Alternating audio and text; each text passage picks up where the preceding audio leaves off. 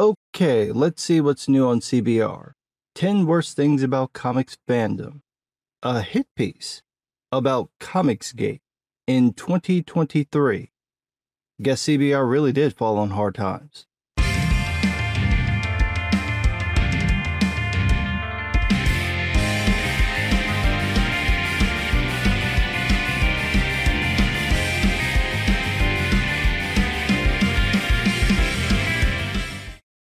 Comic Book Resources has been a trash site for years, especially recently, where it's become little more than basic level comic book trivia, clickbait articles, and listicles.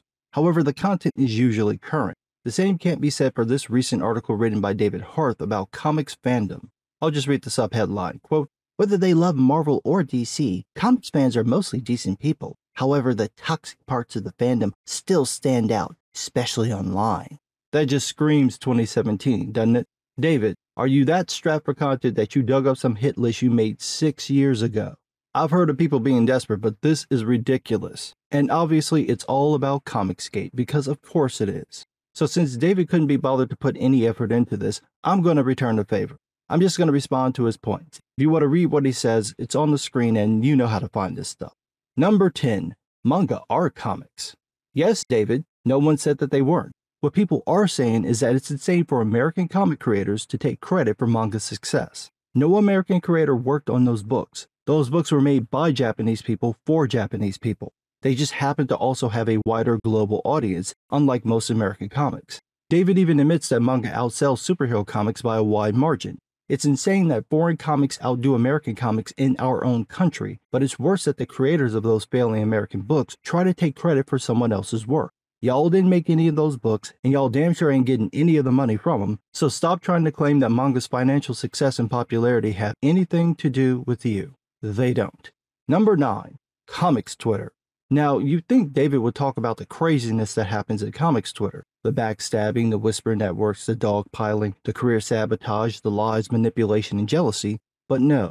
No, his complaint is that, quote, "It's full of bad takes, clout-chasing podcast hosts, harassment, movie fans mocking comics, endless arguments, and the bitterest fans imaginable." Yes, David, it's the evil podcast hosts that make Twitter unbearable, not say overrated writers like Tom King taking to Twitter to bully Jay Lee over some cover he did for a Frog comic on the day Lee was burying his beloved dog. It definitely wasn't King getting dozens of industry people Jay Lee didn't even know to email and text him about his bad decision to make the cover. And it totally wasn't Tom King, after getting gut-checked by Lee and DC Comics higher-ups, taking to Twitter to fake apologize and then bragging about taking his still-living dog for a walk around Washington, D.C. No, that was fine. We can ignore what they did to Warren Ellis, Sean Gordon Murphy, and Scott Snyder, because the real dirty birdies are those nasty podcast hosts complaining about diversity. Yeah, okay. Number 8. People complain but don't buy. Oh no, you mean people don't buy books they don't like? Seriously. This isn't the hot take you think it is, David. Why should I buy something I'm not interested in? It makes no sense for me to do that or for anyone to do it. However, it is fair to point out that many of these books don't sell, even though they're supposedly tailored for some untapped audience. If that audience existed and shelled out money, it wouldn't matter that Comicsgate didn't buy the books. But that audience doesn't exist, so when the books come out, they bomb, and usually the only people who did buy them are people like me reviewing the books. All that said, it'd be real unfortunate if you contradicted your point about comics Twitter not buying books by claiming just 2 points from now that they spend their money on books they don't like, cause that would make you look stupid, and we all know you aren't that. Number 7. Anti-LGBTQIA bigotry. Right, so here's the thing. Yeah, there are people who don't like gay and trans people. And yeah, they pretty much belong to one side of the political aisle. And yeah, they will freak out the moment they see any alphabet people in a book. Thing is, you're never going to reach those people. They're going to hate it no matter what you do. You don't have to take my word for it. Just look at their reaction to episodes 3 and 7 of The Last of Us. They hated those episodes just because they had gay characters, even though 3 out of the 4 characters died, and you think that'd make them happy, but it didn't. That said, you aren't addressing the actual argument, which is why is there this focus on a character's sexuality when that has nothing to do with the story that's being told? This is genre fiction, science fiction, superheroes to be exact. What does the character's sexuality have to do with them putting on costumes and fighting crime? Why should that be the focus of Midnighter and Apollo? I don't even know what the middle one is, so skip it. With X Factor, the pitch for the book was that every member of the team was gay. Not even gay for each other, just in general. They're mutants, they're superheroes, they're xenophobic isolationists, but the focus of the story is on who they want to bone? Why? What does that have to do with them having powers? Do they get their powers from being gay? No, see, that would be interesting, and Leah Williams isn't capable of that. No, it's just checking a box, just to be able to say there's some representation. That's it. But it's still genre fiction, so whatever story you're telling needs to fit into that genre. Otherwise, why tell it in that genre? If all Leah Williams wants to do is talk about people's jacked up relationships, she can just tell a regular story. The moment she puts them in a supersuit, their conflicts need to work within the framework of that genre. It can't just be about validating someone's identity. You need to actually tell a story built around the setting. That's why The Last of Us worked, and why these comics fail. Number 6. Supporting books they aren't happy with. Well, if it isn't Mr. Contradiction. I thought you said that comics Twitter never buys books. Now you're claiming that they buy books they don't like. You know, for a man who claims to have read comics for 30 years, you seem completely ignorant of the concept of a comic book collector. You know, those people who buy books just to have the whole set, even if they don't read them. If you're confused about them, they're the ones who've kept the comic book industry afloat for your entire lifetime.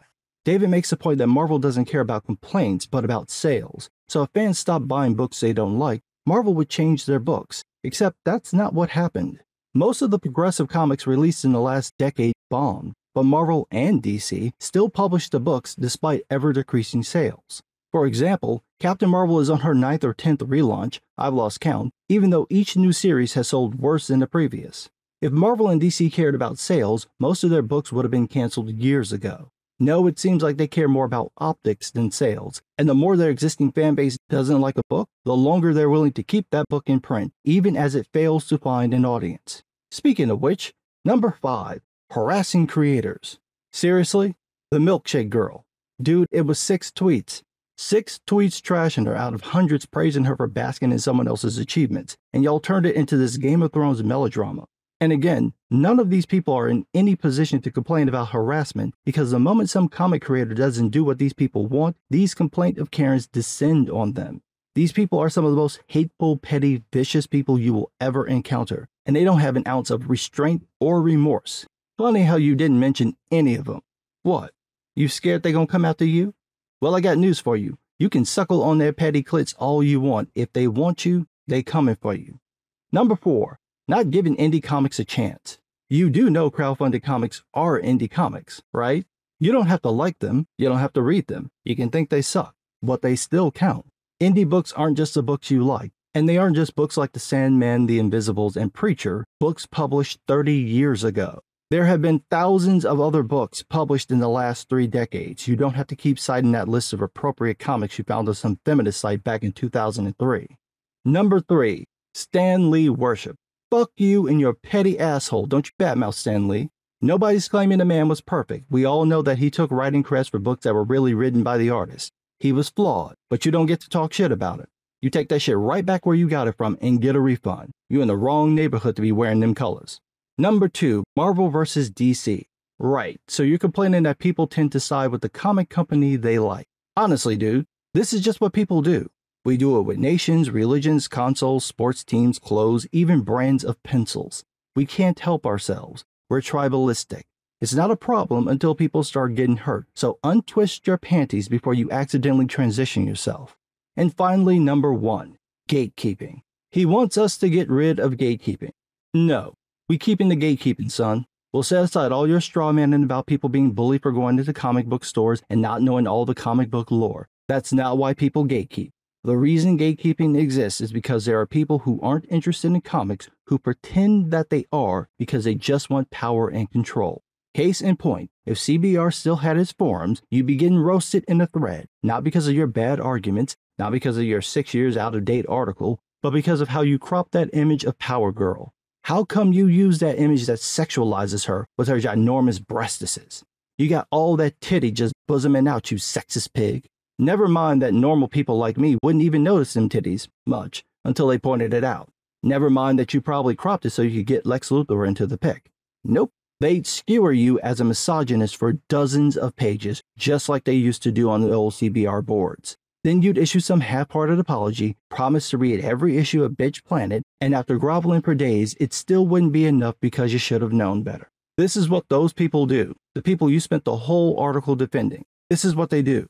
They are not fans. They have no interest in comics. They are just there for power and control, to make everything about them and to ruin the things other people like simply because we like them. This is why you need gatekeeping, because those people destroy everything they touch.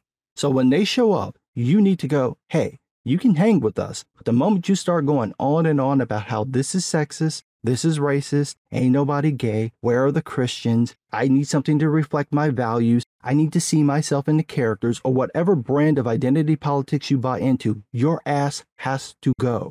You can talk about that all you want, but you can't do it here. Keep walking. That is the only response you should have to complaints about gatekeeping, because the only people complaining about it are people planning on making you as joyless as they are, or in your case, worse than you already are. So that was David's late-ass article. All he proved is that the more things change, the more they stay the same.